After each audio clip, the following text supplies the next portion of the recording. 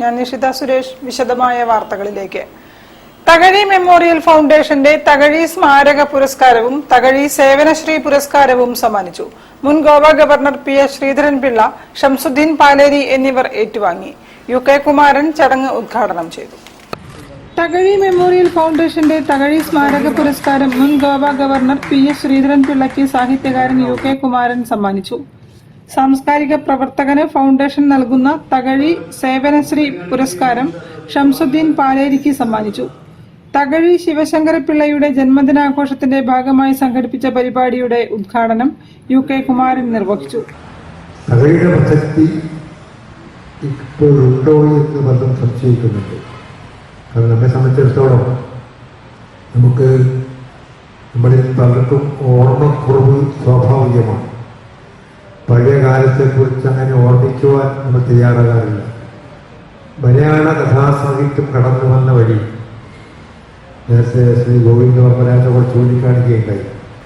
അതിലെ വളർച്ചയുടെ മുഖ്യ പങ്ക് വഹിച്ച ഒരു പ്രധാന എഴുത്തുകാരൻ തകഴി ശിവശങ്കരപിള്ളയാണ്. അതുവരെ ഉണ്ടായിരുന്ന നമ്മുടെ കഥയിലെ ചിന്താരീതികളൊക്കെ തന്നെ മാറ്റി പുതുക്കിപ്പണിത് അത് മണ്ണിൻ്റെ ഗന്ധമുള്ള കഥയാക്കി മാറ്റുവാൻ തകഴി ശിവശങ്കരപിള്ള കഴിഞ്ഞു എന്നാണ് യാഥാർത്ഥ്യം. ഒരുപക്ഷെ അക്കാലത്ത് ഇന്നും പലരും പറയാൻ മടിക്കുന്ന സമൂഹത്തിൻ്റെ ഏറ്റവും അടിത്തട്ടിൽ കഴിയുന്ന ഒരു തലമുറയെ കണ്ടെത്തിക്കൊണ്ട് അവരെ സാഹിത്യത്തിൻ്റെ മുഖ്യധാരയിലേക്ക് കൊണ്ടുവരുവാൻ അക്കാലത്ത് പ്രധാന പങ്ക് വഹിച്ച ഒരു എഴുത്തുകാരൻ Thakazhi ശിവശങ്കരപിള്ളയാണ്.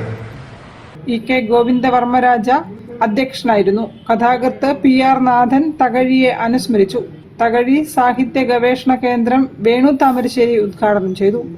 Attakoya Pallikkandi, KP Sajith, professor Varghese Mathew, Usman Onchiyam, Saraswathi Biju, Rasheed PC Palam, PS Sreedharan Pillai, Shamsuddin Paleri, T Praveen എന്നിവർ സംസാരിച്ചു. News bureau, Kozhikode. ലോക പുസ്തക ദിനത്തിന്റെ ഭാഗമായി വിദ്യാഭ്യാസ